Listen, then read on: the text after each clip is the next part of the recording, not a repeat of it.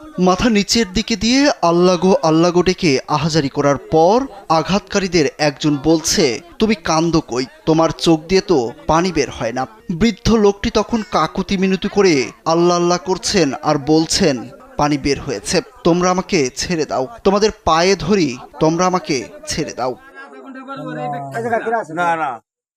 সামাজিক যোগাযোগ মাধ্যমে ছড়িয়ে পড়া একটি ভিডিওতে এভাবেই কাকুতি মিনতি করে বাঁচতে চেয়েছিলেন বৃদ্ধ বিল্লাল গাজী। ছড়িয়ে পড়া ওই ভিডিওতে তাকে আরও বলতে শোনা যায়, আমাকে ছেড়ে দাও, আমি ফজরের নামাজ পড়ব, আমাকে তোমরা আর মেরো না, মসজিদে দিয়ে দাও। ৮৩ বছর বয়সী মানসিক প্রতিবন্ধী বিল্লাল গাজীর এই আহাজারি মৃত্যুর আগে কেউ শোনেনি।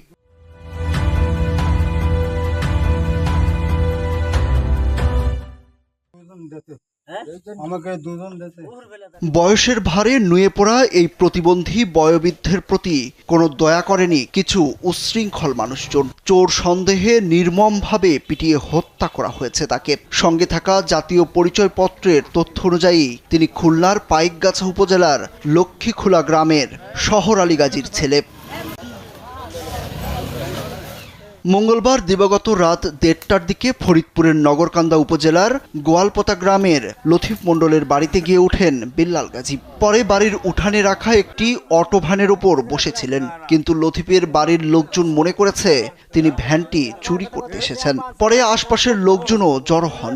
গ্রামবাসী মিলে বৃদ্ধ বিল্লাল গাজীকে কিলঘুষি ও লাঠি দিয়ে পিটিয়ে নির্মমভাবে হত্যা করে, কিন্তু লতিফের দাবি ভিন্ন। আপনার বাইরে কেউ ছিল না? তারপরে যে শুকুরি সওয়াল আছে, মানে আপনার আমার ভাই ব্রাদার ছিল না মারার সময়, আর ওইগুলো ডর ছিল না, আমার ওই ভাই ব্রাদার মারালো।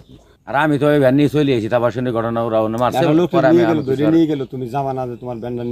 আমি কি জানি এক সামনে। এদিকে স্থানীয়রা জানান, বৃদ্ধ লোকটিকে পিটিয়ে হত্যা করা হয়েছে, এতে কোনো সন্দেহ নেই, কারণ তার শরীরে অনেক আঘাতের চিহ্ন রয়েছে, নাক মুখ ছিল রক্তাক্ত। দেখলাম রাত 11:30টার ভাগে আমি দোকান করি, পানের দোকান। উনি যে বললো, বাবা একটা পান খাও, তুমি একটা পান চেয়ে খেলে। আমি বললাম, বাবা আপনি কি ভাত খাইছেন? না।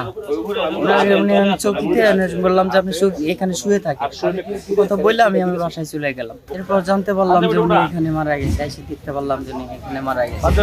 নগরকান্দা থানার ভারপ্রাপ্ত কর্মকর্তা মোহাম্মদ আমিনুর রহমান জানান, খবর পেয়ে এক বৃদ্ধের রক্তাক্ত লাশ উদ্ধার করা হয়েছে। কিভাবে কি হয়েছে তা তদন্ত করা হচ্ছে।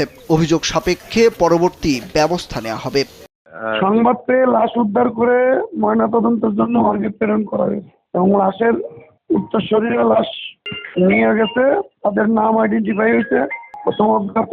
আর এই বিষয়ে তদন্ত সাপেক্ষে কার্যক্রম অব্যাহত আছে। আর এই বিষয়ে লাশের যে ঠিকানা পাওয়া গেছে পাইকগাছা খুলনা, এখন পর্যন্ত এজাহার বা অভিযোগ দায়ের করেনি। অভিযোগ সাপেক্ষে আর পিএম রিপোর্ট সাপেক্ষে পরবর্তী ব্যবস্থা চলছে। ভাই, এলাকাবাসী বলছেন, এই বৃদ্ধ মানুষটি বিভিন্ন এলাকায় ঘুরে ঘুরে কেউ ২ মুঠো খেতে দিলে তা খেয়ে বাঁচতেন, কিন্তু তিনি কোনোভাবেই চুরি করার মতো অবস্থায় ছিলেন না। তাকে যারা পিটিয়ে হত্যা করেছে তাদের শাস্তি চান তারা। সুরুজ আহমেদ, কালবেলা।